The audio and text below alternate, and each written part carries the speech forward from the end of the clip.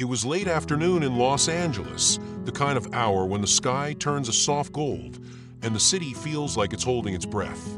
Elon Musk walked alone, a rare luxury in his heavily managed life. There was no agenda, no security detail, just him and the steady rhythm of his own footsteps. He wasn't entirely sure why he had chosen to walk instead of drive. Maybe he needed space. Maybe he was searching for something and didn't know it. As he turned onto a quieter street beneath the 2nd Street overpass, he entered a tunnel drenched in shadow and echo. Cars passed above, unaware of the world beneath. But what stopped him cold wasn't the traffic, it was the sound. A guitar. Not a polished, studio-perfect performance. This was raw, vulnerable, played with fingertips worn by repetition, not performance. The chords were simple but evocative, rising and falling like someone breathing through the strings. It wasn't street music designed to earn change. It was something older, sadder, more personal. Elon paused just inside the tunnel, letting his eyes adjust. The light was dim, with long orange beams slicing through the slatted ceiling above. And there she was. Near the far wall, sitting cross-legged on a warm blanket, was a woman. Her belongings surrounded her in plastic bags and a bent shopping cart, a rolled-up tarp, a few books, a broken umbrella. She sat hunched slightly over a faded acoustic guitar that looked like it had seen better decades. Her fingers moved gently, forming chords as if speaking a language only she understood. She was young, maybe 30, South Asian with warm brown skin and long jet black hair tied into a thick braid that rested against her burgundy scarf. Her coat was oversized, layered, clearly donated or found, but arranged with quiet dignity. Her eyes were closed as she played, entirely inside the music. She didn't notice Elon. Or, if she did, she didn't care. He stood motionless, arms at his sides, captivated not by the song's technical beauty, but by its honesty. The tunnel became a cathedral. Her voice wasn't in lyrics, it was in vibrations, in silences between notes. In a trembling way, she lingered on certain chords, like she wasn't sure if she wanted to let go of the sound. Then, without warning, the music stopped. She opened her eyes slowly and looked straight at him. Her gaze was clear and cautious. Not afraid, not impressed, just observing. Elon offered a small nod.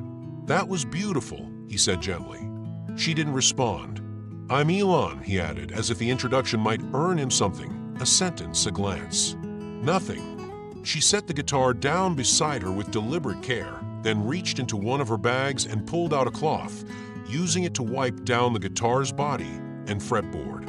Her movements were ritualistic, practiced, not for show. Elon didn't step closer. He sensed that space mattered here. So he just stood there and said, "I hope I can hear you again." She looked up, just for a moment, then back down. It was permission enough. The next day he returned. He brought coffee, 2 cups, one black, one with cream and sugar. She was already playing when he arrived, this time seated slightly differently, angled so her back was partially to the wall. The music today was softer, almost a lullaby. When she finished, she saw him and eyed the coffee cups. "You don't know me," she said at last. Her voice was quiet but steady, tinged with an accent that suggested education and history. "No," Elon replied, "but I heard you. That's why I came back." She stared at him, then took the cup with cream. Saturday. Didn't speak again. He sat too, on the cold concrete, not too close. She'd picked up her guitar and played again, this time a little longer. There were no lyrics, but something in the cadence felt like storytelling. Her fingers moved with confidence, but her posture stayed guarded. She wasn't performing. She was surviving. When she finished, he clapped once softly. "You don't have to clap," she said flatly. "I know," he answered, "but I wanted to." She tilted her head slightly, then smiled just barely, like someone who hadn't in a while. "I'm not looking for charity," she said. "Neither am I," he replied. She stared at him for a long second. "Then what are you looking for?" He hesitated. "Maybe just a reminder that the world still surprises me." She considered this. Didn't answer. but she played one more song that afternoon. And when she finished, she packed up without another word. Elon didn't press. He walked away the way he came, but slower. That night, he posted to X, "Today, I heard a woman playing guitar in a tunnel under 2nd Street. She played like she was remembering something the world forgot. I didn't catch her name, but I'll be back." The post went viral within hours. Not because it was about a billionaire, but because it was about something else. A sound, a moment, a connection, and the quiet echo of a stranger's melody in a city too loud to listen. It took days for her to speak. Every morning, Elon returned to the tunnel. No cameras, no entourage, just 2 cups of coffee. One black, one with cream and sugar. He didn't know her preference, so he brought both. He sat a short distance away, on the edge of a sidewalk where the tunnel swallowed the light, and waited. Sometimes she played, sometimes she didn't. But when she did, her acoustic guitar spoke volumes. It was an old instrument, worn smooth at the edges, the wood dulled by years of weather and handling. A thin crack curved along the base, just beneath the bridge, and the tuning pegs looked mismatched. But in her hands, it became something sacred. Each strum felt like memory, each chord carried intention. She never played for an audience, never for money. It was more like a ritual, one she kept alive not out of performance, but survival. She didn't speak, not to him, not to anyone. Elon respected that. He didn't come with questions. He came with time. And on the 4th day it rained. Not a soft, poetic rain, but a hard, relentless kind that turned gutters into rivers and rooftops into drums. Elon almost turned back. His meetings had been canceled, his schedule rearranged. But something pulled him there, maybe the sound, maybe the silence. When he reached the tunnel, her usual corner was empty. The blanket she often sat on was soaked and folded over the edge of a garbage bag. The cart of her belongings had been moved further into the shadows. Elon stood at the edge, scanning the dim space, and then he heard it, barely above the sound of the rain. Music, a soft, trembling progression on an acoustic guitar, played with fingers more practiced than proud. He followed the sound deeper inside, where the shadows were denser and the ground remained dry. She sat cross-legged under a rusted metal awning, her coat drenched but her hands dry. Her dark braid hung loose over one shoulder, wild from the humidity, and her scarf clung to her neck like a second skin. She didn't look up when he approached. Her eyes were closed. Her fingers slid along the strings like she was conjuring a memory she both needed and feared. Elon crouched nearby, careful not to say anything, and placed the coffee within arm's reach. A minute passed, then another. She opened her eyes, looked at him, and said softly but clearly, "Meena." Just that. A name. A key. Her voice was gentle, unpolished, but resolute, like someone reclaiming something long denied. Elon blinked. "Meena," he repeated, letting the name settle into the air between them. "It's good to meet you." She didn't respond. She took the cup with cream and sugar and sipped it slowly. The guitar remained in her lap, silent now, her fingers tracing the edge of its body. After a long pause, Elon asked, "Would you mind if I recorded your playing someday?" She turned her head sharply. Not with anger, just sharpness. "The music is my house," she said. "And out here, no one's invited inside." He nodded. "I understand." She studied him for a moment, then returned her focus to the guitar. He opened a small notepad and wrote a single line. "Meena, the invisible guitarist exists." That night, he didn't post to X. Not everything needed to be broadcast. Not yet. The next morning, the sky was clear, but the streets still wore the scent of rain. Meena was already there when Elon arrived. Her blanket had dried slightly, her cart was repositioned, and she was changing a string on the acoustic guitar, moving with calm precision. He sat beside her, offering the usual coffee. She took it without a word. After a few sips, she spoke again. "Why do you keep coming back?" Elon thought for a moment. "Because I want to hear more of your music." She smirked, not quite a smile. "There's nothing special about it." "You're wrong," he said. Meena looked at him, skeptical. "You talk like someone who has everything," she said, "but still thinks something's missing." "That's exactly what I am," he replied.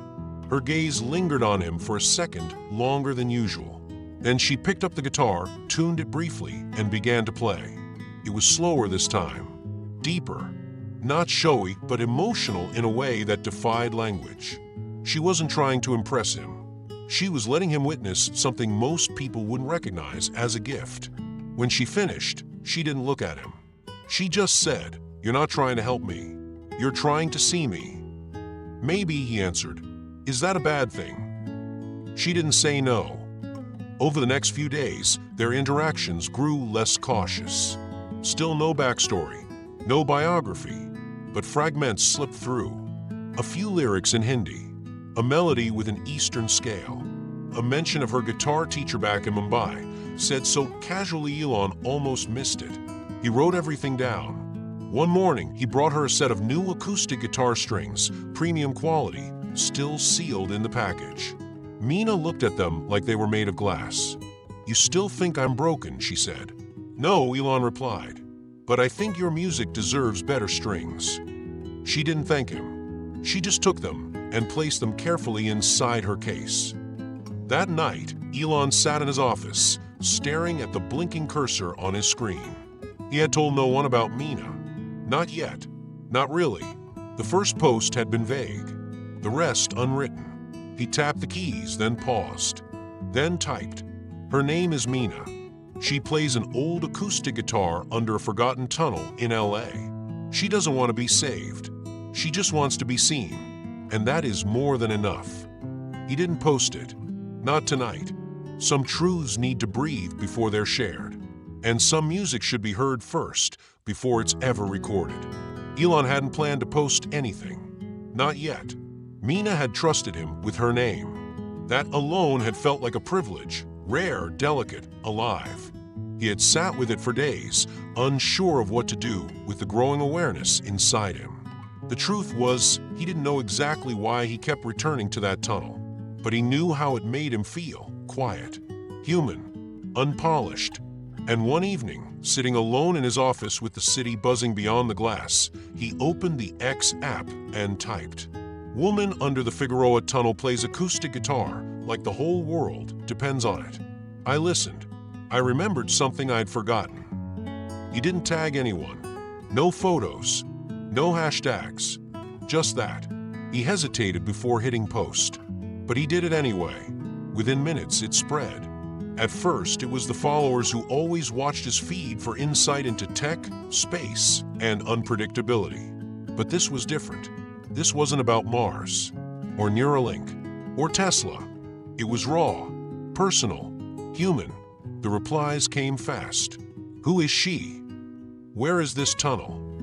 Does she need help? This just broke me. The post was retweeted by musicians, mental health advocates, social workers, celebrities. News outlets picked it up without asking. The phrase, "plays like the world depends on it," became a viral echo. People began to share their own stories, songs heard in subway stations, artists painting in silence on sidewalks, moments when the world briefly paused and showed its softer side. And still, Elon hadn't said her name. He hadn't shown her face, because it wasn't his to show.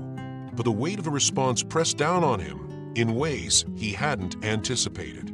He found himself lying awake, thinking not about rockets or timelines or board meetings, but about Meena. He hadn't asked her permission, hadn't told her, and he knew he had to. The next morning, coffee in hand, he returned to the tunnel. She was there, tuning her guitar as the morning traffic roared overhead. He approached slowly. "Hey," he said. She didn't look up. "I wrote something about you," he added. "On X." Still nothing. It went big. Now she looked up. Her eyes were unreadable. "I didn't say your name," he said quickly. "No photos. Just a line." She stared at him. "What line?" He swallowed. "That you play guitar like the world depends on it." Meena blinked once. Then, almost imperceptibly, she nodded. "That's not the worst thing someone said about me," she murmured. Relief washed over him like wind, but it was tempered. Meena strummed a chord, then another. She looked down at her instrument and said, "What happens when they start looking for me?" Elon sat down on the curb, careful not to be too close. "We don't let them find what you're not ready to give." "And if they dig anyway?" she asked, her voice edged with quiet fear. "Then I stand between you and the noise," he said. She studied him. "You can't promise that." "I know." She played something then, just a few measures. A minor progression, haunting and incomplete. "Do you want to know my story?" she asked. Elon was caught off guard. "Only if you want to tell it." She let the silence stretch, then shook her head. "Not yet," she said. He nodded. Back in his office, Elon watched the online frenzy unfold. People had begun gathering near the Figueroa tunnel, hoping to catch a glimpse of the mysterious guitarist. Someone posted a blurry video of her playing, taken from a distance. Another claimed to know who she was.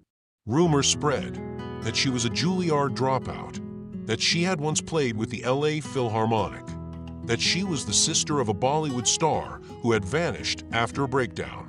None of it confirmed, none of it true. Elon felt a twinge of guilt. He posted again, "She is not your project. She is not your redemption arc. She is a musician who plays because it's how she survives. Respect her silence, or go listen to your own." That post quieted the storm for a moment, but curiosity is a beast. Once awakened, it hunts. He returned to the tunnel that night. Meena was there, sitting in the dark with only the faint light of a distant street lamp reaching her. Her guitar was in her lap, silent. "I saw them," she said before he could speak. "The phones, the flashes." "I'm sorry." She nodded slowly. "I knew it would happen eventually." "Do you want to move somewhere safer?" he asked.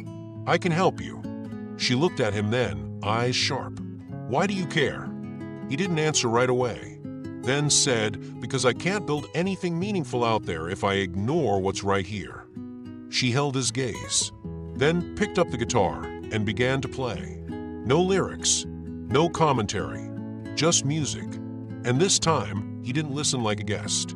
He listened like someone who had been invited inside. The guitar was older than she was. That's what Meena told him one afternoon as she tightened the strings with deliberate slowness. The wood had splinters near the base of the neck. A small crack ran just under the fretboard, creeping toward the head like a scar that refused to heal. The finish had long since faded. In the right light, you could still make out what used to be an engraving, just the ghost of a signature rubbed smooth by time and touch. But when she played, none of that mattered. The guitar sang. Elon watched her with quiet fascination. The way she cradled the instrument wasn't casual. It was reverent, like holding a relic. She tuned it entirely by ear, plucking each string and closing her eyes to feel the tension. Even when the tone was imperfect, she found harmony. She didn't correct the guitar. She adapted to it.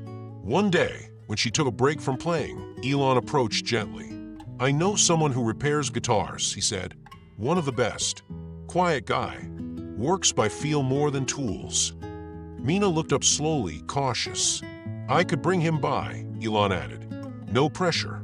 She didn't respond right away.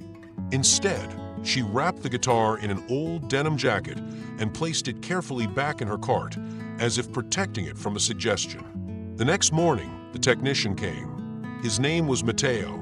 Late 60s, retired luthier from Silver Lake with calloused hands and a calm demeanor. He didn't wear a uniform or carry fancy equipment, just a small leather toolkit and a soft cloth slung over his shoulder. Meena stood next to her blanket, arms crossed. "She doesn't like strangers," Elon told him. Mateo gave a respectful nod. "Then we won't speak. Just listen." He sat cross-legged, removed the guitar from its case, and turned it over in his hands like a doctor checking a heartbeat. His movements were slow, reverent. "It's been repaired before," he murmured, more to himself than to anyone. Meena's eyebrows rose. "Twice.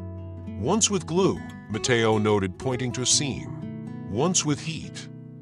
"Second time was me," she admitted quietly. He smiled. "Then you did well." That startled her.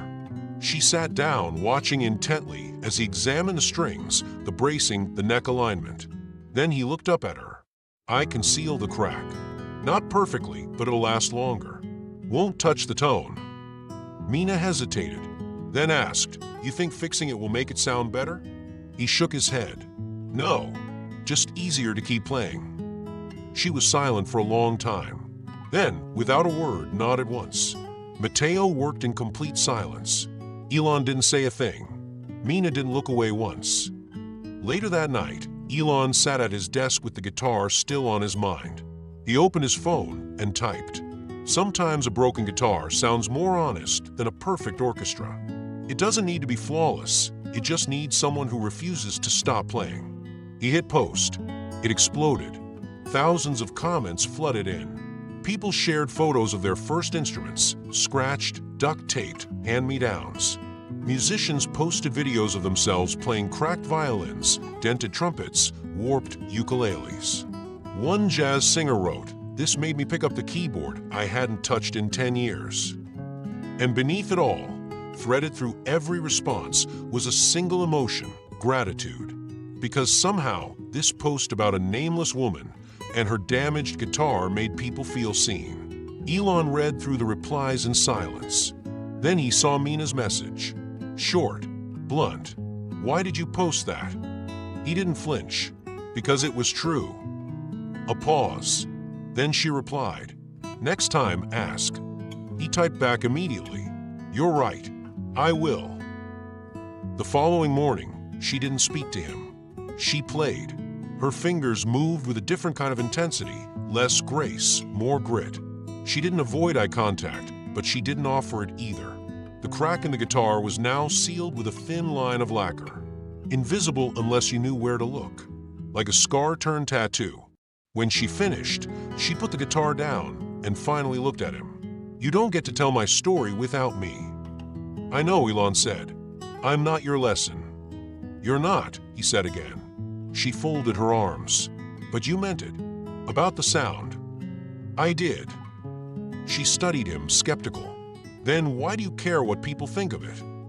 "I don't," Elon said. "But sometimes people need reminders that imperfection isn't failure."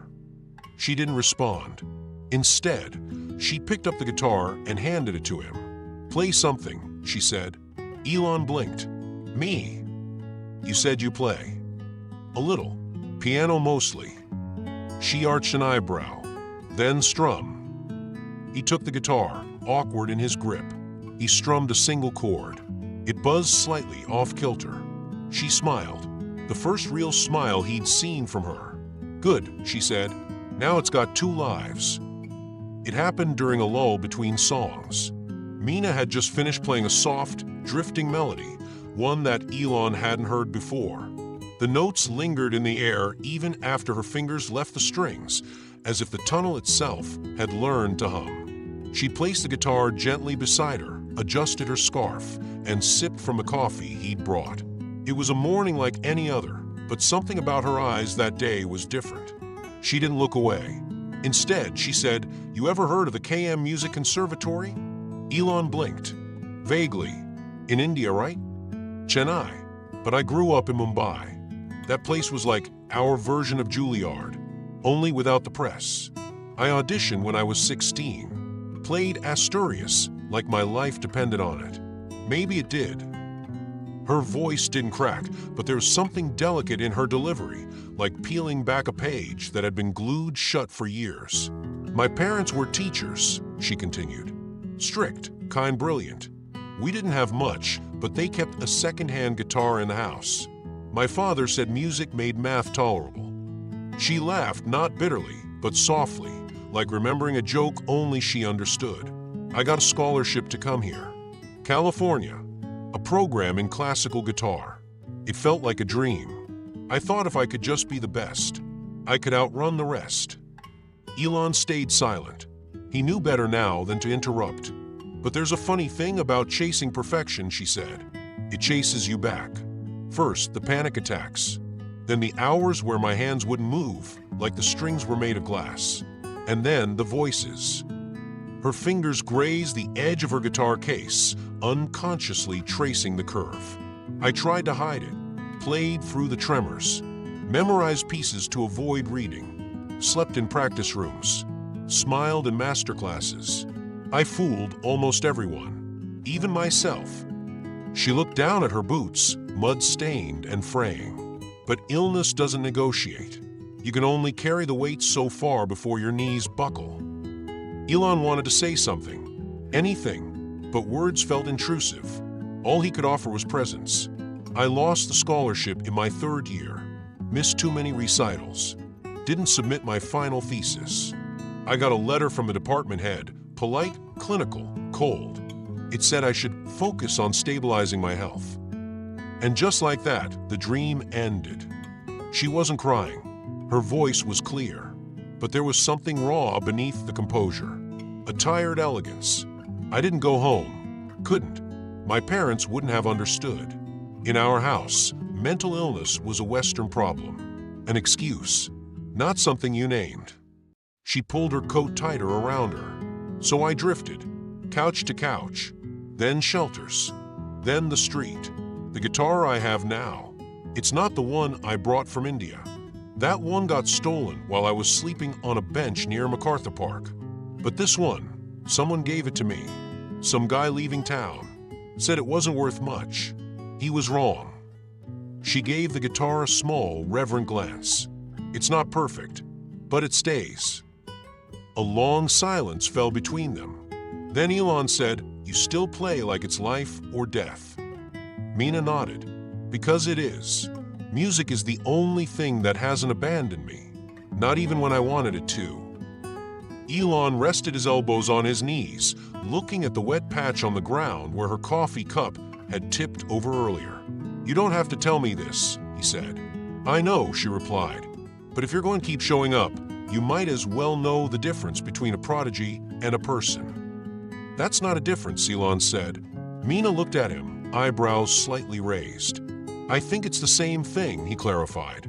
"Being brilliant and being human." She chuckled, more to herself than to him. "I used to think being exceptional would protect me. Like if I were dazzling enough, no one would look close enough to see the cracks." "They saw the light," Elon said, "not the fire underneath." Meena exhaled. "Exactly." The tunnel felt unusually still that day. Fewer cars, less echo, just the quiet murmur of two lives crossing in the pause between chords. "So what now?" Elon asked gently. "Now that your story's been shared, even if just a piece of it." "I don't know," she admitted. "I don't want pity or charity, but maybe I don't want to disappear either." Elon nodded slowly. "You won't." She picked up her guitar again, adjusted the tuning pegs, and let her fingers fall into a familiar pattern. A song from long ago, one she must have played in Mumbai, in her childhood room, before flights and scholarships and falling. As she played, Elon pulled out his phone. He didn't post. He just typed a note to himself. She was never lost, just unlisted. And beside it, he added, "KM Conservatory. Look up alumni records." Quietly. Not because he needed proof, but because sometimes even ghosts deserve to be remembered properly. Elon had seen brilliance in strange places before, on launch pads in code, in sketches drawn on diner napkins at 3 a.m. But nothing prepared him for the kind of brilliance that flickered in Meena, the kind lit by something both luminous and unstable. At first, it was subtle. She would pause mid-conversation, eyes darting to a corner of the tunnel where no one stood. Her expression would change, tense, alert, as if decoding a message only she could hear.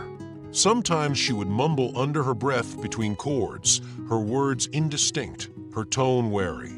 Elon assumed she was simply remembering lyrics. Then, one morning, the veil dropped. It was early, and the city above was barely stirring. He brought coffee as usual. She accepted it with a nod, but didn't sit. Instead, she paced. "Something's off," she whispered. Elon sat down on the curb. "What is?" "They don't like it when you're here." "Who?" She looked past him, toward the entrance of the tunnel. Her eyes narrowed. "Them." Her fingers trembled slightly as she gripped the neck of her guitar. They say your voice is too loud, that it distorts things. Elon didn't know what to say, so he said nothing. She blinked rapidly, then shook her head hard, like trying to dislodge something inside it. They get quieter when I play, but only if I play for the right reasons. Elon nodded slowly. And what's the right reason? To stay alive. She sat, breathing fast, her fingers twitching against the strings. The guitar rested across her knees, untouched. Then, barely above a whisper, she said, "They don't like when I play for the living." Elon's heart stilled for a second. He looked at her, not with fear, not with pity, but with stillness. Anchoring stillness. He didn't ask who they were, didn't ask if she was okay. Instead, he just shifted a little closer, close enough for presence, far enough for space, and said, "Play for yourself, then." She looked at him, her eyes glassy and distant. For a moment, he wondered if she even heard him. But then, she strummed a single chord, then another. Slowly, the tremor in her fingers subsided. The music grounded her in the present the way no medication or therapy ever had. It was the most fragile concert Elon had ever witnessed. Later that day, he wrote in his notebook, "Not every ghost haunts houses. Some live in mind, and some melodies are brave enough to sing through the noise." He didn't post it. Some things are meant to stay in ink. In the following days, the shifts in Meena's mental state became more visible. Sometimes she would be lucid, focused, even playful, recalling obscure composers or critiquing Elon's clumsy attempts at tuning. Other times, she fell into silence, curling into herself like a leaf under heavy rain. Once, he arrived to find her arguing with someone who wasn't there. Her voice sharp, her body rigid. She didn't notice him until he softly placed the coffee down and sat nearby. She turned toward him, eyes wide with panic. "Did you see her? The one in the red dress?" Elon shook his head. "No, but I believe you did." Meena exhaled shakily. That seemed to calm her. He never corrected her, never told her what was or wasn't real. She didn't need correction. She needed anchoring. So he became the rock in the storm, present but never pressing. One afternoon, she stopped playing mid-song and stared at her hands. "They tell me I don't deserve the music," she said. "Why?" Elon asked. "Because it connects me to people, and they want me alone." He didn't have an answer. So instead, he asked, "Do you want to be alone?" She shook her head. "Then play," he said. "Drown them out." She did. Eventually, Elon reached out, quietly, to a mental health expert. Not for a diagnosis, not for labels. Just for insight. He described her symptoms without names, her shifts without attaching identity. The doctor spoke gently. "It sounds like she may be experiencing symptoms of schizophrenia or schizoaffective disorder, but she also sounds highly functional, grounded through her art." "Her guitar is her lifeline," Elon said. "Then don't take it away. Build around it." He thanked the doctor, closed the call, and returned to the tunnel the next day with something new, a set of fresh guitar picks and a small, battery-powered amp with headphones. "You don't need this," he said, handing it to her.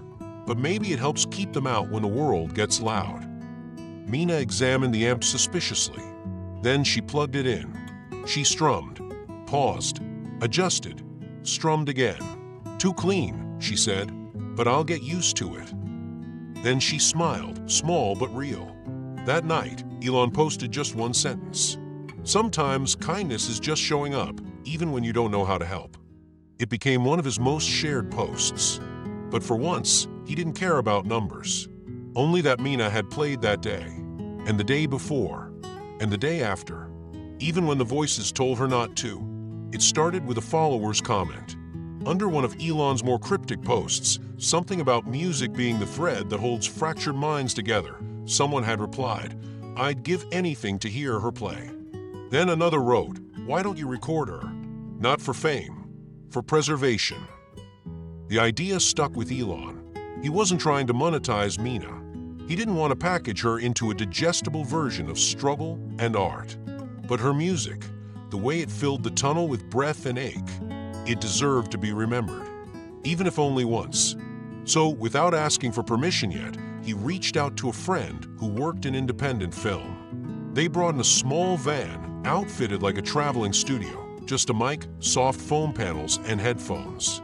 Nothing corporate, nothing invasive. When Elon told Meena, she looked at him like he'd asked her to amputate a memory. "No," she said immediately. "That's not what this is." "I know," he said gently. "I'm not asking you to perform. Just to play. The way you always do." "They'll want to see me," she snapped. "Not hear me. I won't film your face. That's not the point." A long pause passed between them. She picked at a loose thread in her scarf. Her fingers were twitching again. "I can play," she said at last, voice low. "But only if the lights are off. Only if I can close my eyes." "Done," Elon said without hesitation. The van parked quietly near the tunnel entrance one Saturday morning. The sound team was minimal, just one woman named Claire, who had eyes as soft as her voice and a silence Meena could trust. Elon stayed outside the van while Meena climbed inside, carrying her old acoustic guitar like a child in a storm. "Lights off," she reminded. Claire nodded. The interior was dim, padded, safe. Meena didn't sit on the stool they'd provided. She sat on the floor, legs crossed, guitar in her lap, head tilted slightly down. Her eyes stayed closed the entire time. She didn't speak. She played. 3 songs, each one more vulnerable than the last. No metronome, no overdubs. Just raw sound, fingers brushing strings, soft breaths between measures, tiny imperfections that somehow made the music whole. The second song paused halfway through. Meena whispered something inaudible, then started again. Claire was in tears when the final note faded. When Meena emerged from the van, she didn't ask to hear the playback. "Delete it if it's wrong," she said. "It's not," Claire whispered. "It's exactly right." Later that evening, Elon listened to the recordings alone. He sat in his home office with the lights off and headphones on, eyes closed like Meena. The songs didn't just play, they confessed. Each chord a wound, each silence a scream she had survived. He posted only a 30-second clip. No video, no hashtags, just recorded this today. She asked for no names, no lights, just sound. You'll hear why.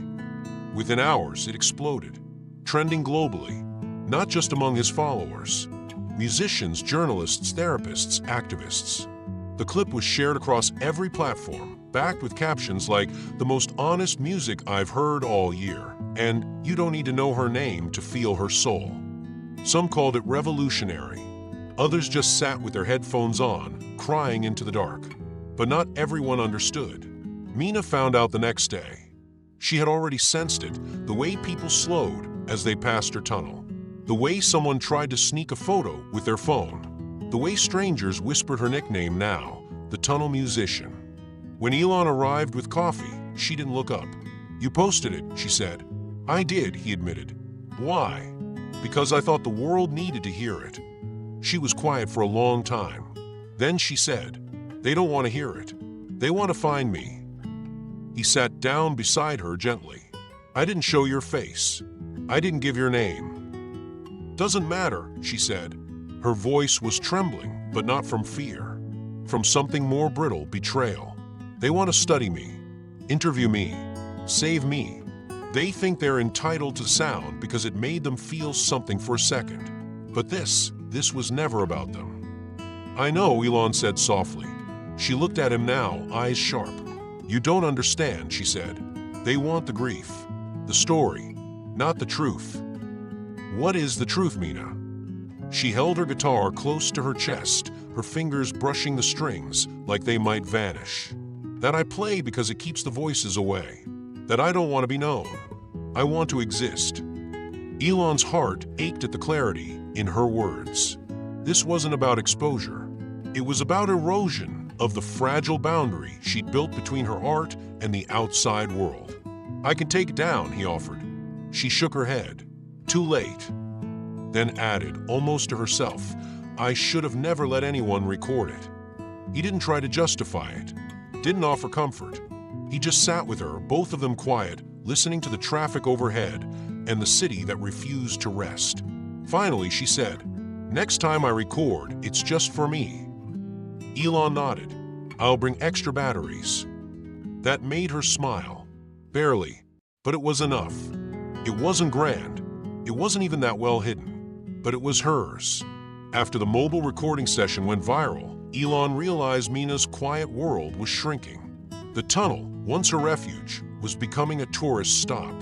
People showed up with phones, with offerings, with their own need for something transcendent. The purity of anonymity had been punctured. She began playing less, talking less, watching the shadows again.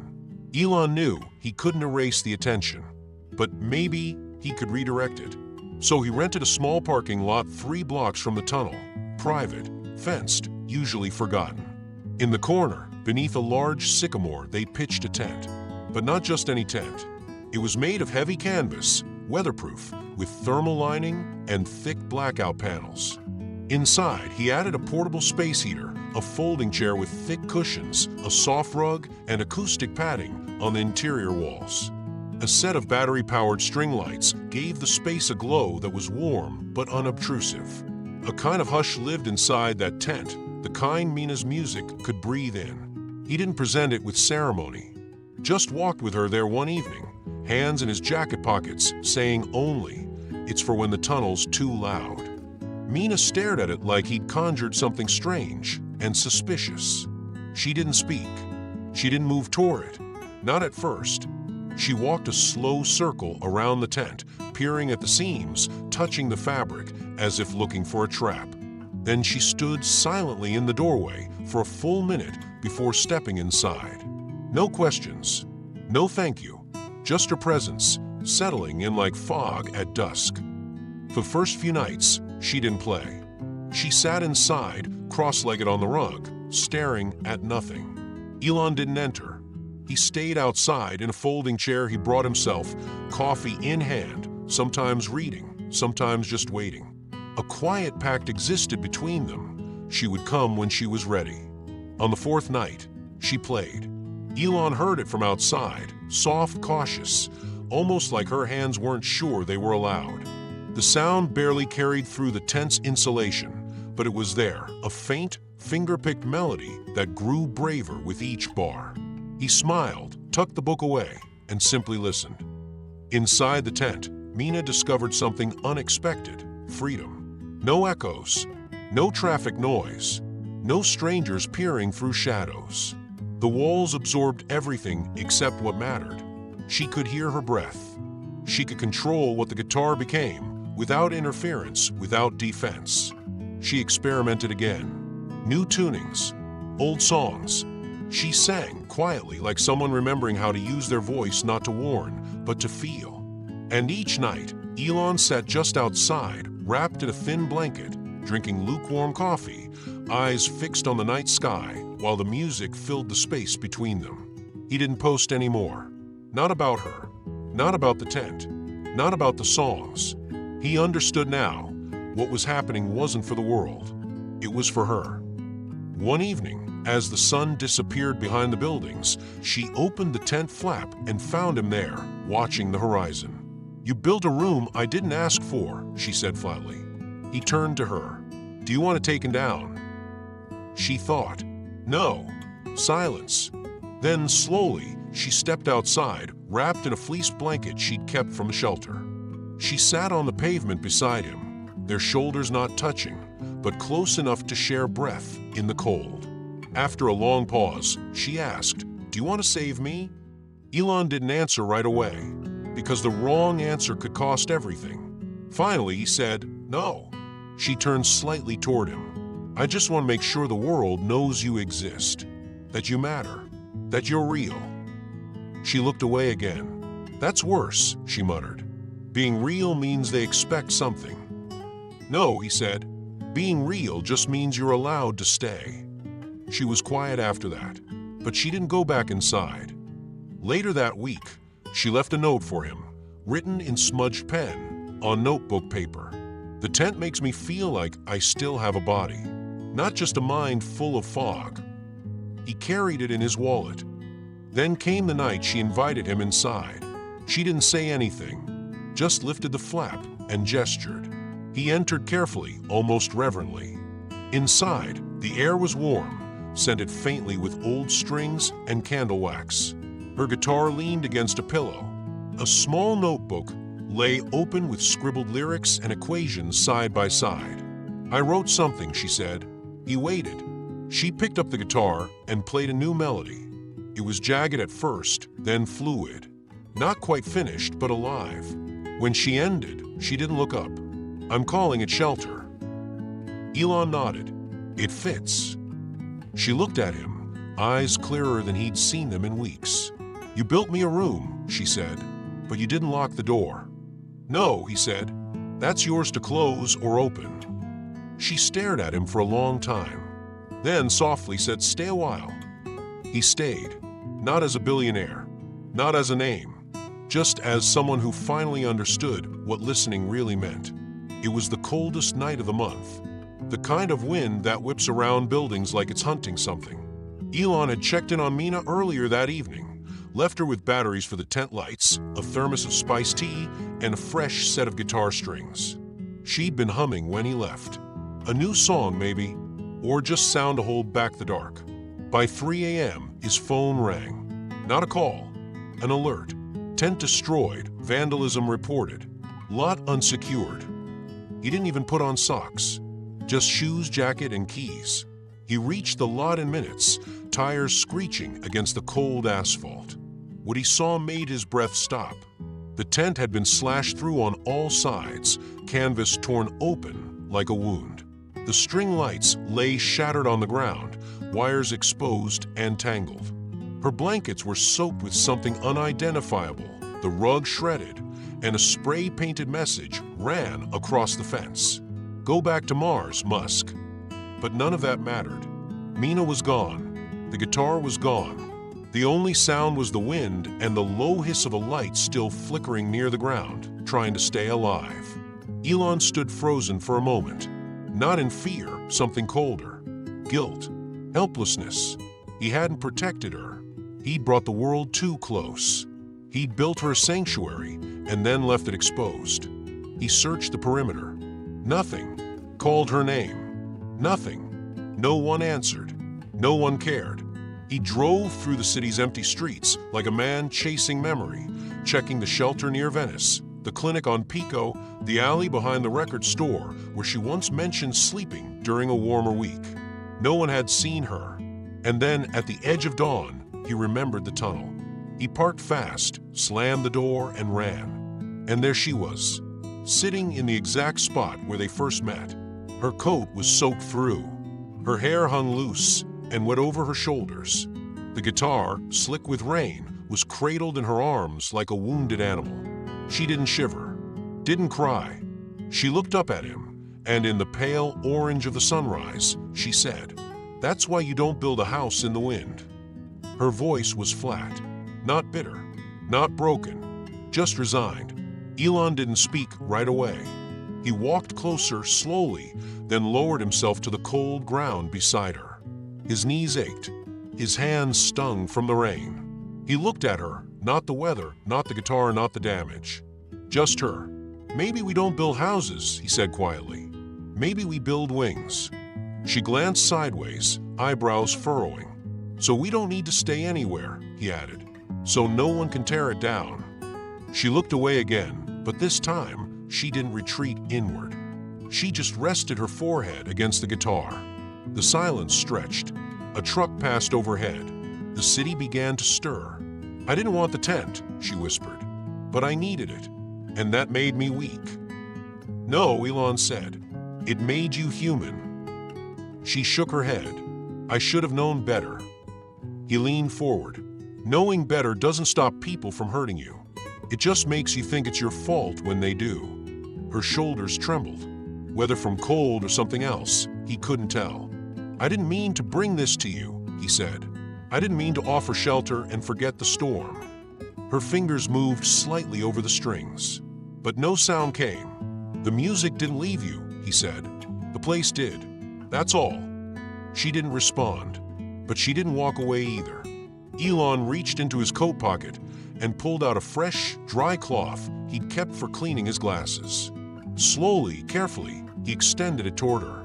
She took it and began to dry the guitar. Not herself, the guitar. It was the first thing she'd accepted that morning. Later, they sat side by side under the tunnel's echoing mouth, wrapped in silence. Elon had retrieved 2 coffees, lukewarm now, but still a comfort. Meena didn't drink hers, just held it. Finally, she said, "I thought the tent was the end of me." I heard them again. The voices. They said I was foolish to believe in safety, that I deserved it. He looked at her. "You don't deserve what happened. You never did." "I still hear them," she said, "even now." "Then let's outplay them," he replied. She gave him a look, cynical, skeptical, familiar.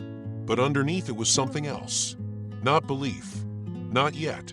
But maybe the beginning of it. "They'll do it again," she said. "Then we'll move again. And if they keep following." Elon smiled faintly. "Then we keep building wings. And we fly higher." She didn't laugh. But she didn't cry either. She reached down and tested a chord. Despite the rain, the guitar still worked. She played something. Raw, cracked, but true. Elon closed his eyes and let it carry him. Above the noise, above the wreckage, into the place where music mattered more than memory. Elon waited longer than he wanted to. Ever since the vandalism, the storm, as they both now called it, he'd known Meena needed more than blankets and guarded silence. Her strength, however undeniable, was fragile. A kind of strength that burns bright, but burns alone. And fire left unattended can either light a city or consume it.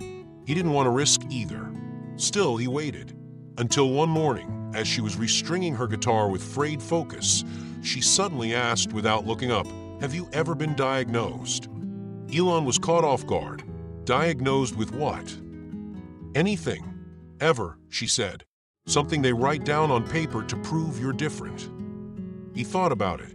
Not formally. Meena nodded slowly, then looked up. Her eyes were sharp, not accusatory but expectant. "Then you don't get it," she said. "I want to," he replied. "That's why I've been researching." She let out a breath like a laugh, but wasn't amused. "Researching me?" "No. Researching how to help without hurting. There's a difference." He told her about Lighthouse, a community center in Echo Park that focused on non-invasive therapy and creative recovery. No locked doors, no forced meds, no labels unless invited. "It's run by artists, not administrators," he said. One of the directors used to be a concert pianist. Another's a sculptor who hasn't spoken in public in 10 years. Meena looked unconvinced. "What do they want?" "To listen," Elon said, "and maybe offer tools. That's it." She narrowed her eyes. "Every system starts with listening. Then they take the strings off your guitar." He stayed quiet, but he didn't stop. He came back the next day, and the day after that, never insisting, just mentioning. By the 4th time, she shrugged and said, "If I hate, we leave." "Deal," he said. The building didn't look like a clinic. It looked like someone had turned a grandma's house into a sanctuary. Pastel green walls, a hand-painted sign that said "Welcome, not why," and a porch covered in wind chimes and faded rugs. Meena hesitated on the steps. "Feels like a cult," she whispered. Elon grinned. "Then I guess we're getting robes." Inside, the space was warm and worn in. No sterile smell, no white noise machines. Just the scent of old wood, sage, and lavender. The receptionist, a soft-spoken man in his 20s with a sunflower tattoo on his wrist, didn't flinch when he saw Elon. "Your name?" he asked Meena. She hesitated. "Elon," she said dryly. The receptionist smiled. "Nice to meet you, Elon." That broke the tension. A little. Dr. Lena met them shortly after. Tall, salt and pepper curls, clay under her fingernails, and an energy that felt more like an old friend than a therapist. "You must be the guitarist," she said. Meena blinked. "You didn't say anything." "I didn't have to," Lena said. "Your music introduced you." That caught Meena off guard. Lena led them into a room with bean bags, canvases, a shelf of secondhand books, and no clocks. Meena sat on the floor. Elon stayed back, leaning against the wall. "No one here is going to fix you," Lena said. "Just walk with you a little." "And if I scream?" Meena asked. "We'll scream with you. Then breathe." Meena stared for a moment. Then, almost absently, she took out her guitar and played. It wasn't a performance. It was a confession. Notes that sounded like sleep paralysis, like watching the world through glass, like building a bridge for matchsticks. There were pauses, breaks, cracked harmonics, but no one interrupted. When she finished, one of the therapists quietly wiped his eyes. No clapping, no questions. "Thank you," Lena said. "That's more than enough for a first session." Outside in the community garden, Meena sat on a bench with Elon beside her. The sunlight filtered through fig trees, casting soft shadows on the cracked pavement. "That didn't suck," she admitted. Elon smiled. "High praise." She looked down at her hands. "Do you think I'm sick?" "I think you're carrying something heavy," he said, "and you've carried it alone for too long." She picked at the hem of her coat. "If they give me a name, a diagnosis, does that change who I am?" "No," he said, "but maybe it helps explain why some days are harder than others. And what to do with that." She looked at him, really looked. "You're not trying to fix me."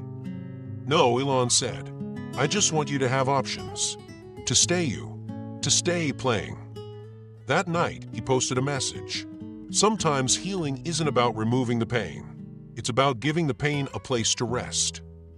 The post went viral. Again, but this time, Elon didn't track the analytics.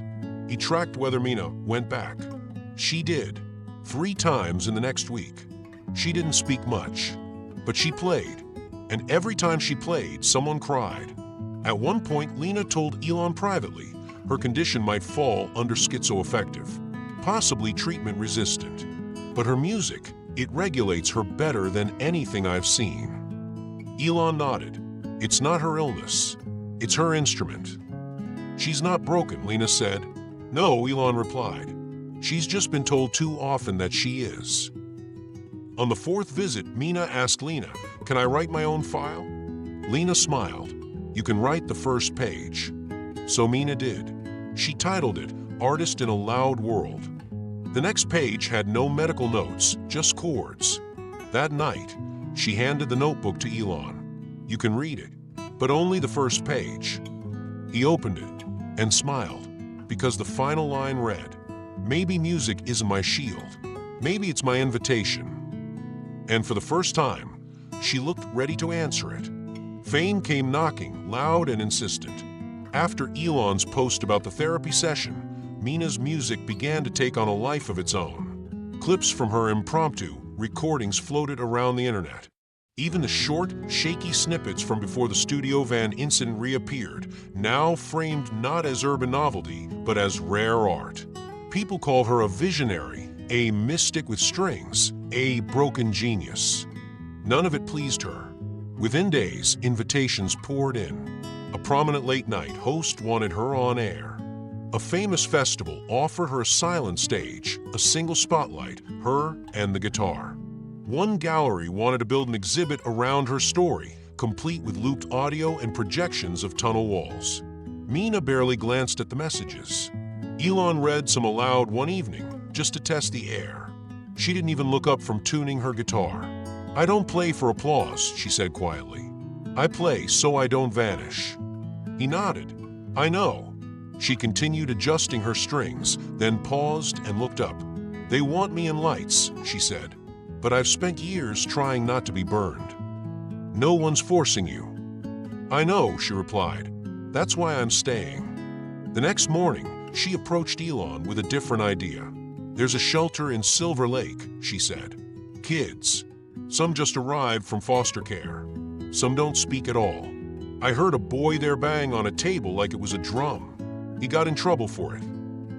And Elon asked, "I want to play for them." A beat.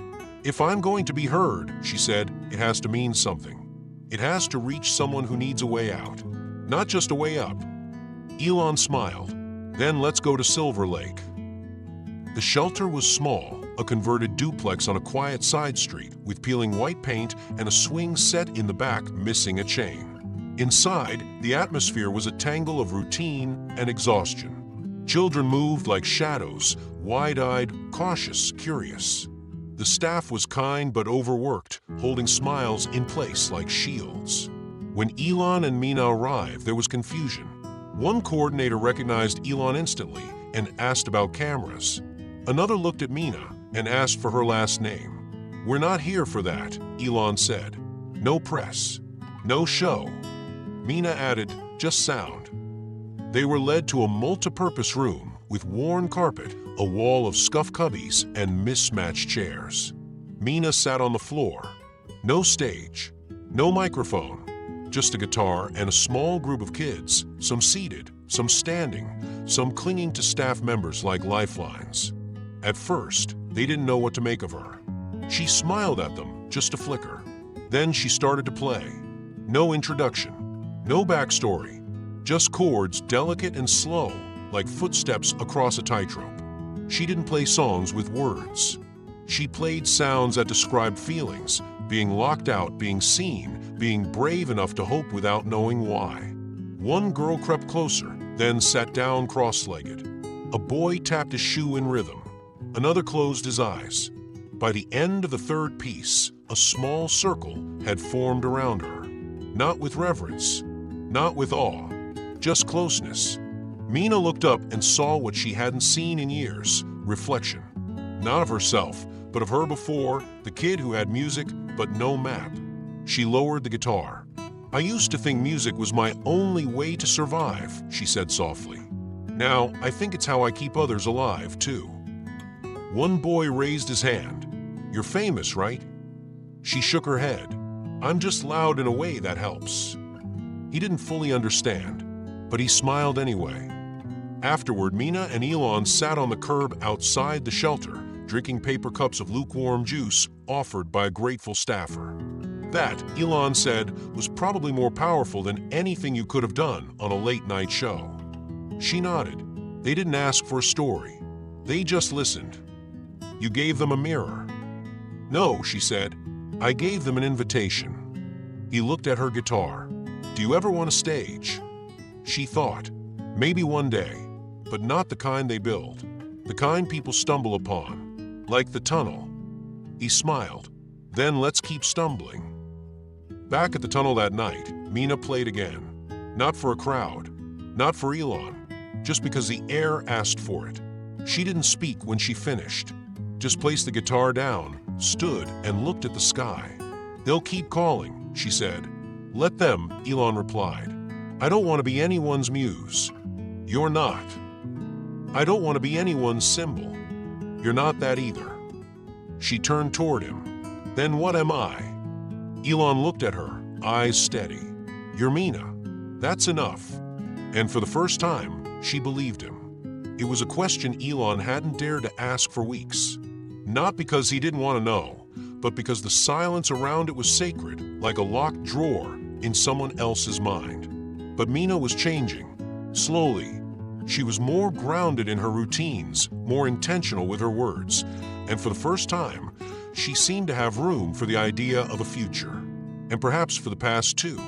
So one evening, after she'd finished playing for a group of runaway teens at a drop-in center, Elon asked gently as they walked under the early evening sky, "Do they know you're alive?" Meena didn't pretend to misunderstand. She stopped, her boots crunching softly on loose gravel. She didn't look at him. "My parents died when I was in my second year here," she said. "Car accident. Back in Mumbai." Elon's lips parted, but he didn't speak. Meena went on, voice thin but steady. "My brother tried to reach me. I saw the messages, I think. But by then I wasn't me. I had stopped checking emails. Stopped answering phones. I think," she paused, "I think he thinks I disappeared on purpose." A long silence followed. A dog barked somewhere in the distance. "His name is Arjun," she said. "He was the good one, the serious one. He got a scholarship to IIT and stayed. Got married. Had a daughter, maybe two by now. We haven't spoken in 9 years. Do you want to?" Elon asked, not forcing it. She wrapped her scarf tighter around her neck. Sometimes in the middle of a song, I wonder what he'd hear, if he'd still recognize me. They didn't speak again for the rest of the walk. The next day, Elon took quiet action. Using what connections he had in India, not official ones, but through a private contact at a university tech initiative, he located a man named Arjun Devi, a software engineer in Pune, formerly Mumbai. The pieces matched: sibling records, dates of birth, academic history, even a blurry family photo that included a teenage Meena holding a violin before she had traded it for the guitar. But Elon didn't reach out. He printed the information, placed it in a sealed envelope, and handed it to Meena. "Only if you want to," he said. She didn't open it. She stared at the envelope like it might explode. That night, she asked him to bring her a notebook. He did. She didn't say what it was for. For 3 days, she said nothing about it. Played as usual, drank her coffee, visited the shelter. But Elon noticed her carrying the notebook everywhere, sometimes tucked under her coat, sometimes held tight in her hand. She treated it like a living thing, carefully, gently. Then, one evening, as rain threatened the edge of the sky, she handed it to him. "Don't read it," she said. "Just keep it for me." He held the notebook in both hands reverently. "Is it a letter?" "Yes," she said, "to Arjun, but it's not for sending. Not yet." "Why not?" Her voice lowered. "Because right now I'm still a ghost. I need to come back into my own life before I can show up in someone else's." She walked away after that, not angry, not afraid, just clear. And Elon, without asking anything more, placed the notebook inside a weatherproof envelope and stored it in a locked compartment inside his home office drawer, alongside blueprints and sketches of rockets that had never flown. Days passed. The notebook remained untouched. But Meena changed. Something in her posture softened. She played less for survival and more for connection. She began experimenting with duets, letting a volunteer cellist from Lighthouse join her in weekly sessions. She smiled more.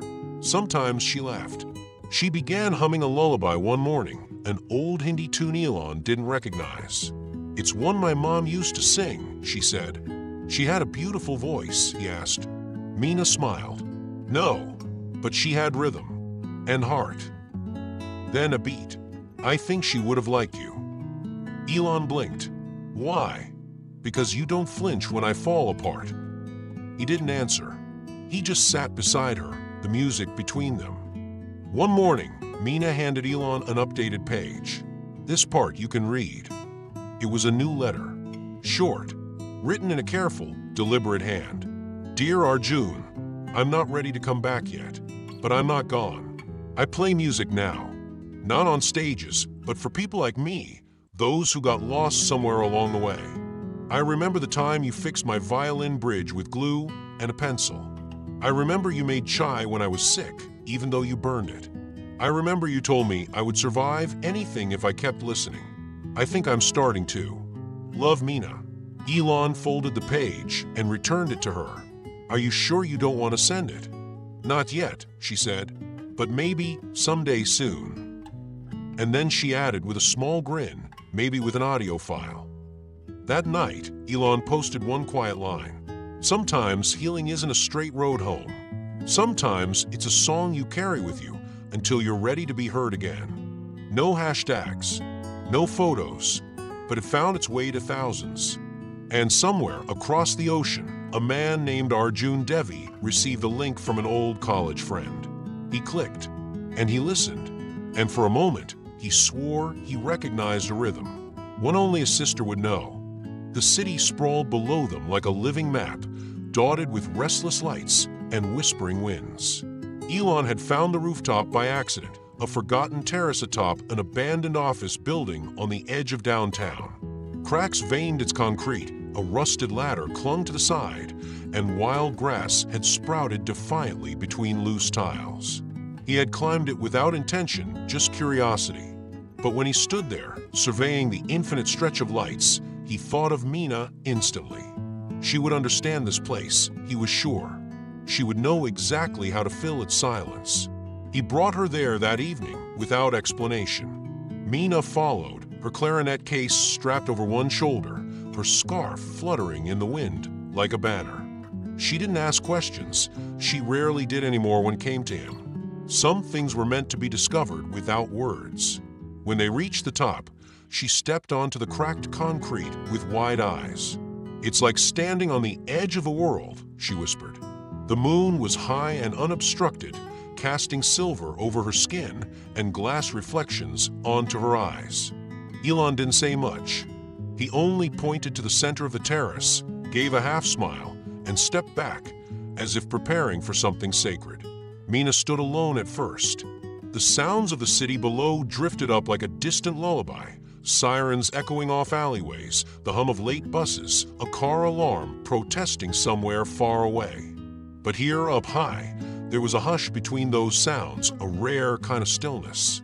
She opened her case gently, like it was made of porcelain and memory. She assembled the clarinet slowly, as if savoring each piece. Her hands didn't tremble. Then she played. It was not a song he recognized. Not classical, not jazz, not folk. It was something that lived only inside her, fragments of emotion threaded into melody. The notes started softly, uncertain, but grew bolder with each breath, as if she was drawing courage from the stars. Elon didn't sit. He didn't record immediately. He just stood, his hands deep in his coat pockets, letting the music wrap around him like smoke. Each note seemed to float into the night and ripple across the city, unnoticed by those below, but monumental to the only two people who knew it was happening. The wind moved through Meena's curls, occasionally catching her tone and warping it slightly, as though nature itself were improvising along. The effect was haunting. Elon finally pulled out his phone, not to share with the world, not tonight, but to capture it just for himself. For them. It was the first time he'd ever recorded her without the intention of uploading. As she played, Meena closed her eyes, and something changed in her face. Less tension, more surrender. The lines of fear, of memory, of loss that had etched themselves into her expression over time seemed to fade. She didn't play like someone performing. She played like someone confessing. And when the final note dissolved into the night, carried away by the breeze, she didn't open her eyes right away. She stood still, her body rising and falling with her breath, as if the silence that followed was part of the composition. Elon didn't clap. He knew better. Applause would have cheapened it. Instead, he stepped forward, placed a hand lightly on her shoulder, and said nothing. She opened her eyes, looked at him, and smiled, one of those rare, private smiles that belonged only to the person in front of her. "This concert," she whispered, "is just ours. No audience, no critics, just the sky and your silence." He looked up toward the moon and then back at her. It was perfect.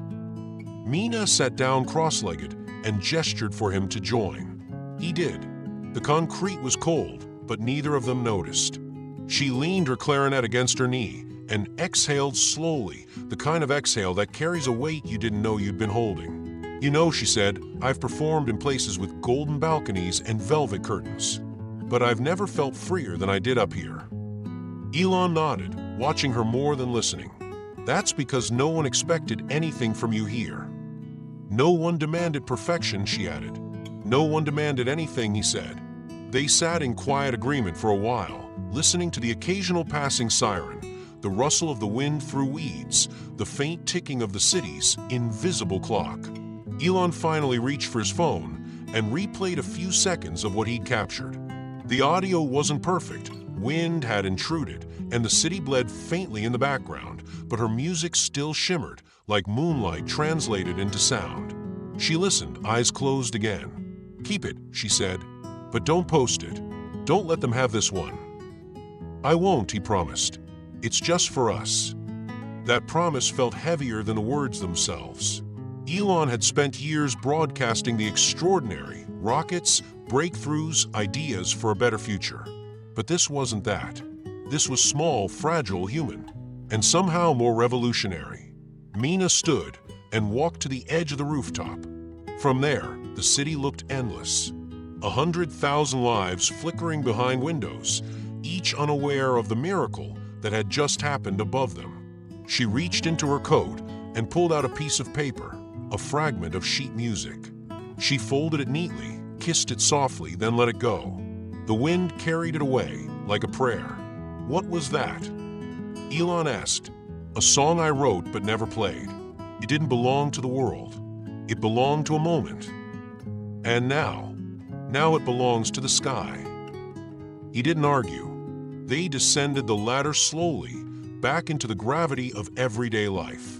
But something had shifted. The climb down felt less like an exit and more like a return with something gained. Elon didn't ask to meet again tomorrow. Meena didn't suggest a plan. It wasn't about rehearsals or exposure or progress anymore. Something purer had bloomed on that rooftop, and they both knew better than to try to capture it too tightly. As he walked her to the curb, she turned to him and said, "Thank you for hearing me." "I always hear you," he replied, almost surprised by his own honesty. She smiled, opened the car door, and before stepping in added softly, "Not everyone listens." He watched the taillights disappear into the city fog, still hearing the invisible concert in his mind. Not just the melody, but the message behind it. Some symphonies aren't meant to be shared. Some are meant only to remind us that even in the vastness of the world, a quiet rooftop can become a cathedral, and one listener can be enough. She vanished like a note at the end of a song, fading slowly until Elon wasn't sure if he'd imagined it all. One morning, she simply didn't show up at the tunnel. Her makeshift tent still stood, slouched and empty, its tarp fluttering as if exhaling the last trace of her presence. Her guitar was gone, her scarf too, but a crushed paper cup still sat in the corner with faint lipstick on the rim. Elon stared at it longer than he cared to admit.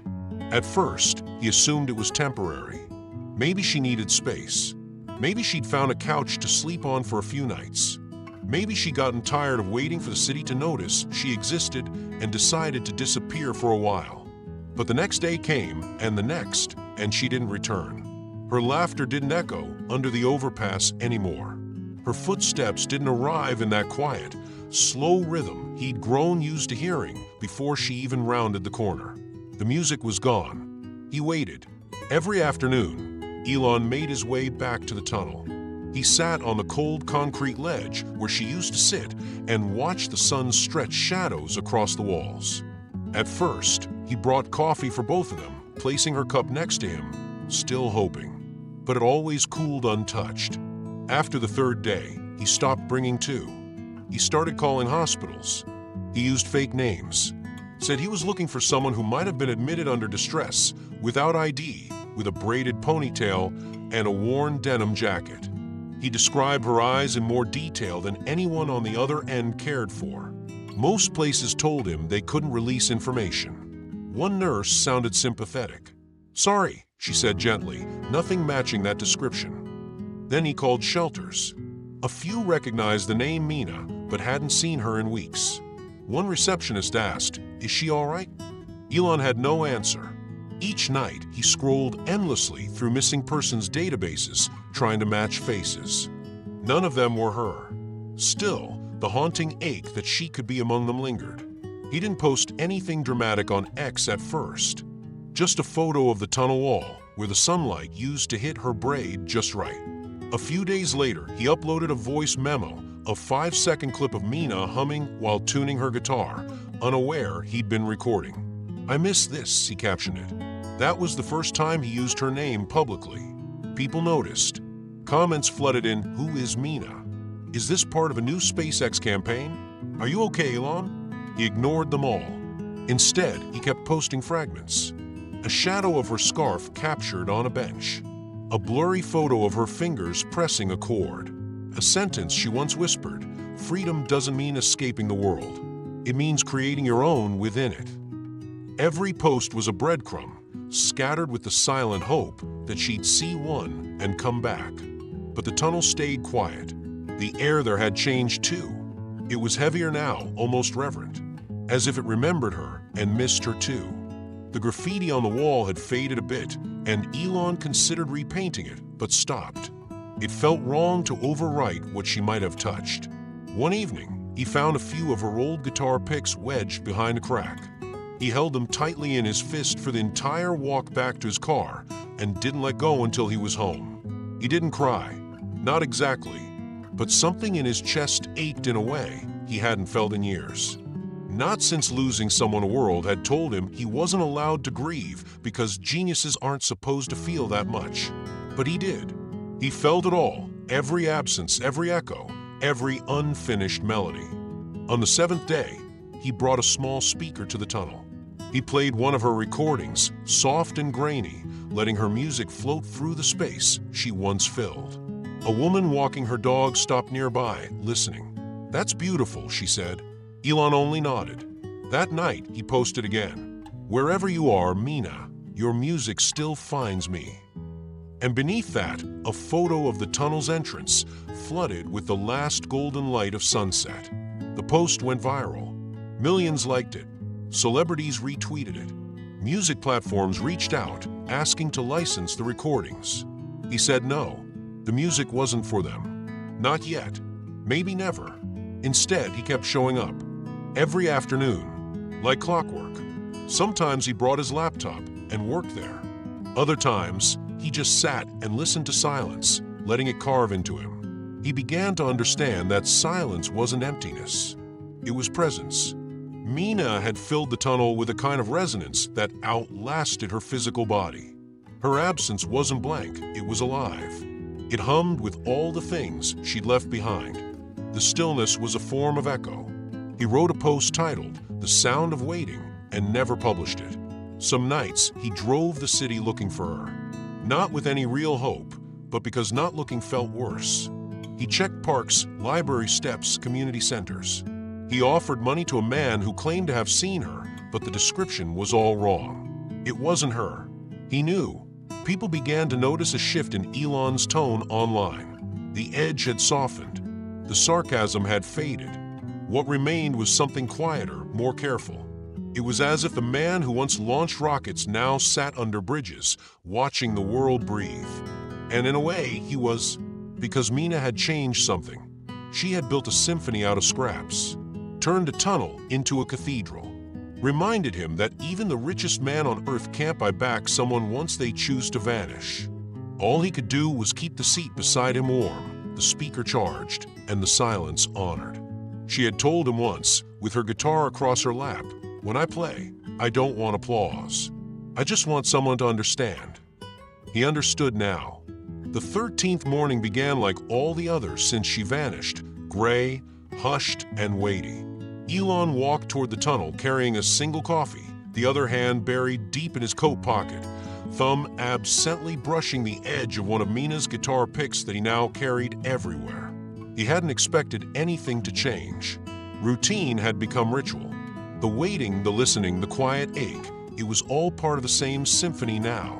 Silence had become his strange companion. But something was different that morning. The light broke earlier than usual, slicing across the pavement like it had been sharpened overnight.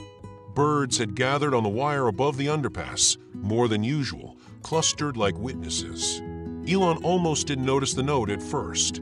It was barely visible, just a small fold of paper tucked between the rusted bars of the gate near the tunnel's entrance. The way the sun hit it made it glow faintly, like it wanted to be found. He paused, heart stalling in his chest. Then he stepped closer. The paper was secured with a single piece of red thread, thin, fraying, unmistakably hers. He untied it with trembling fingers, afraid of damaging it, afraid of what he might, or might not, find inside. The note was brief. 4 words, handwritten in her unmistakable script. "I'm alive, still playing." Next to the words, a tiny sketch of an acoustic guitar, drawn in a single, fluid stroke. Beside the guitar, spiral, not tight or perfect, but wide and open, as though unspooling infinitely outward. Elon didn't move for a long moment. His eyes read the message again and again, as if afraid it would vanish. The edges of the paper trembled slightly in the breeze, or maybe it was his hands. He felt a rush of breath leave him, a gasp that was both sob and laughter. He sat down right there, cross-legged on the cold pavement, holding the note in both hands like it was a sacred text. "I'm alive," he whispered aloud, letting the words settle in the space. Still playing. He hadn't realized how badly he needed to know that she hadn't disappeared into the void, that her song hadn't been silenced, that she still existed somewhere, guitar in hand, drawing music from the quiet corners of the world. The spiral lingered in his mind. It wasn't just a symbol, it was a message in itself. Movement, growth, infinity. It said, "I'm not lost. I'm becoming." It reminded him of something she'd once said between songs: "A spiral never ends. It just deepens." He wiped his face with the back of his sleeve, realizing only then that he'd been crying. He pulled out his phone, took a picture of the note against his palm, and posted it without a caption. No hashtags, no explanation, just the note. Within minutes, it went viral.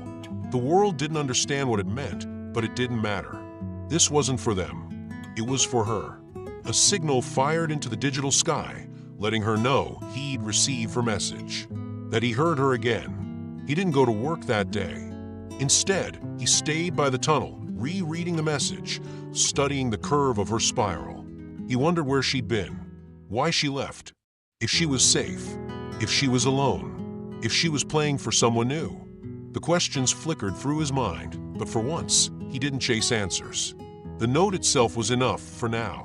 Late in the afternoon, he returned to the rooftop where she had played that night beneath the stars. It felt right. The same wild grass swayed in the breeze. The same city lights flickered in the distance, oblivious. He sat at the edge and took the note from his pocket again, smoothing it over his knee. He thought about the message, not just the words, but what they meant between the lines. I'm alive, not thriving, not rescued, not transformed, just alive, as if survival itself was the miracle. And perhaps it was. In a world that devours the vulnerable, being alive was an act of rebellion. Holding a guitar was resistance. Singing was a revolution. He remembered her face mid-song, eyes closed, head tilted, the braids slipping over her shoulder. He remembered how she'd once said that she didn't want fame or safety, just freedom to feel. Maybe she had gone off to find that. Maybe the city had become too loud. Maybe she'd needed to disappear to keep herself whole. Back at the tunnel, Elon took a charcoal pencil from his pocket, something he had brought a few days earlier, without knowing why. He knelt near the gate where the note had been left and began to draw. Slowly, with careful hands, he recreated the spiral on the concrete wall.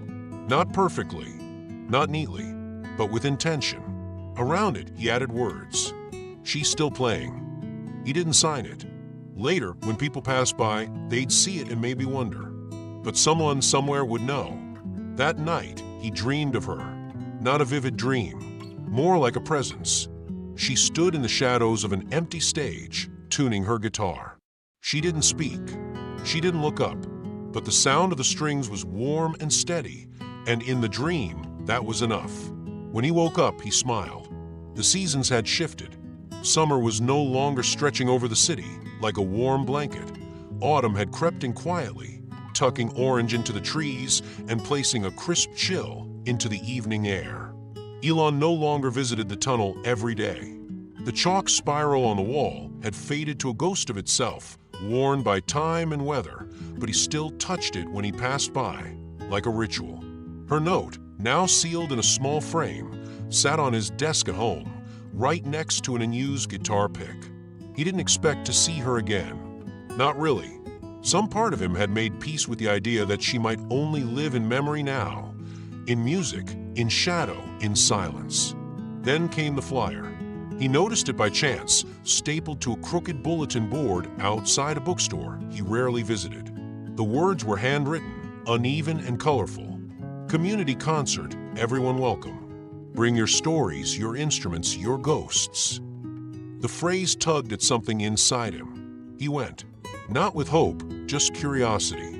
It was held in a local church-turned-community center, its pews long replaced by folding chairs and mismatched cushions. Warm string lights draped across the rafters. Children chased one another near the back.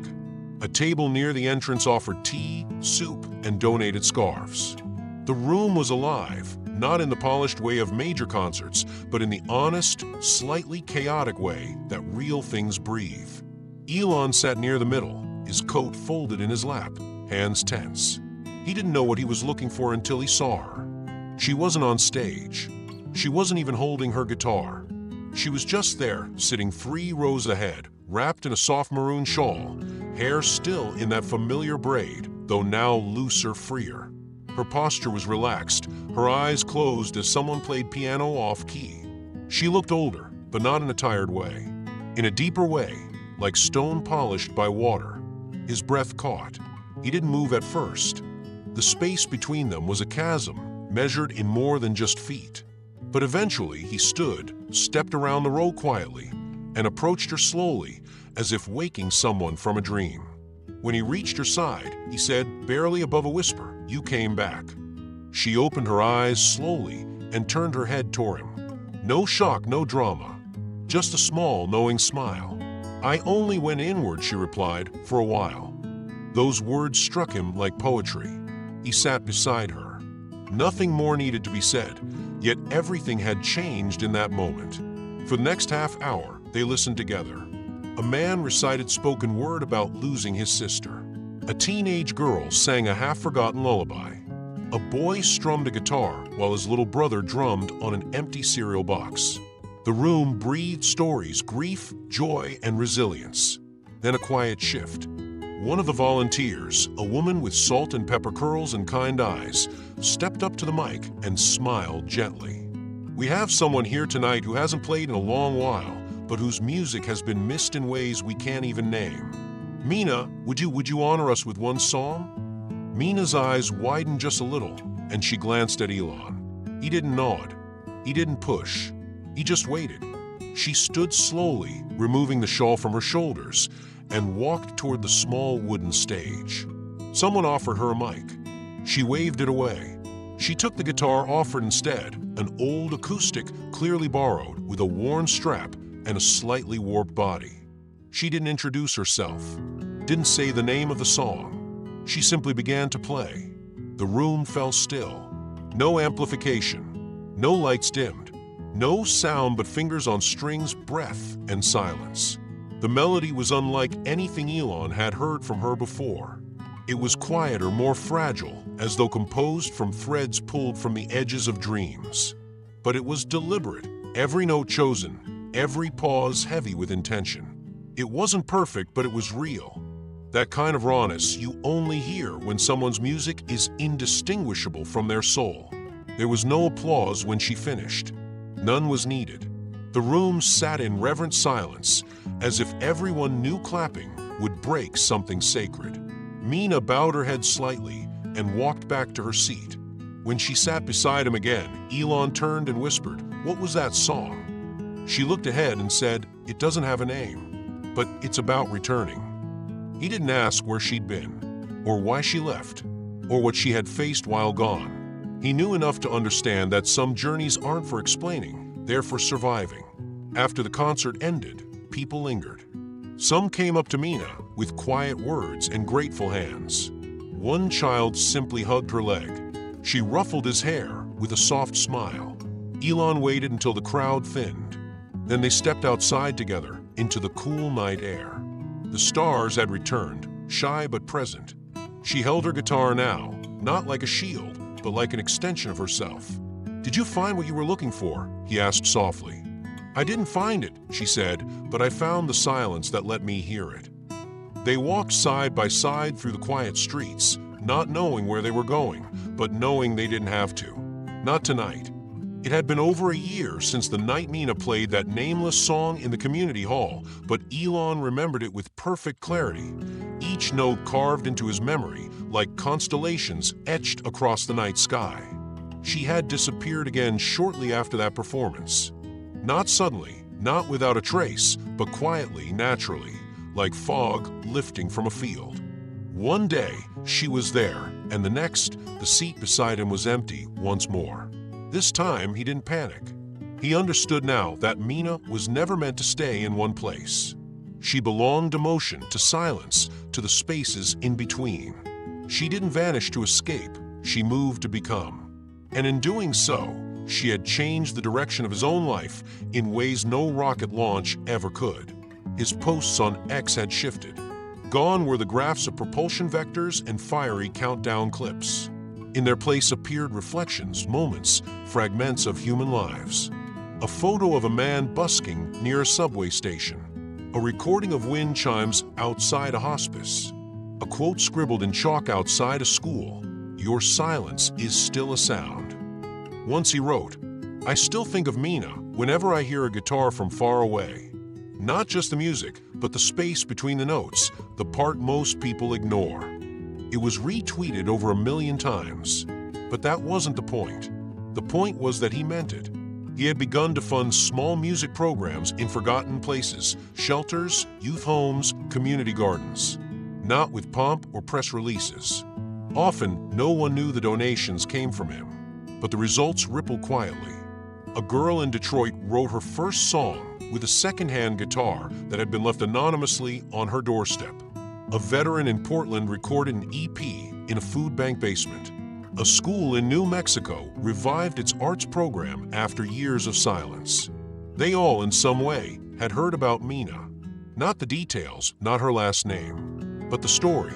The girl with the guitar under the tunnel.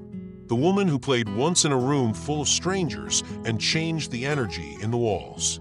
The musician who didn't want a stage, just a listener.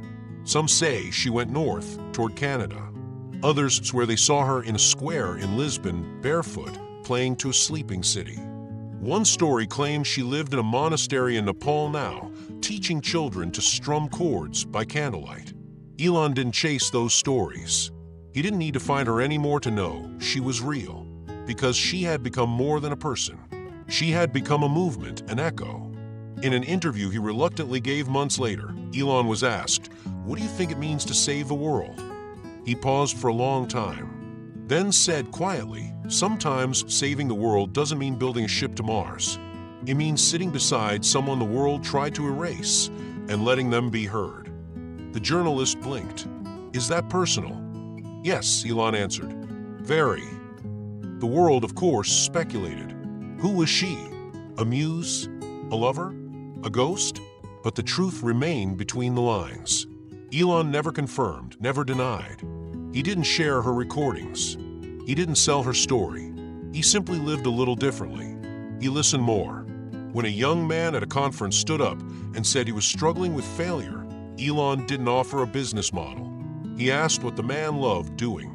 When an intern at one of his companies was caught sleeping in a hallway, Elon didn't fire him. He sat beside him and asked what song he would write if no one was listening. The kid cried, then picked up a guitar the next day. And perhaps the most striking change of all was this. Elon Musk, once the loudest voice in a digital hurricane, now paused more than he spoke. People noticed. They called it maturity, or strategy, or burnout. But those who listened closely understood it wasn't about slowing down. It was about tuning in.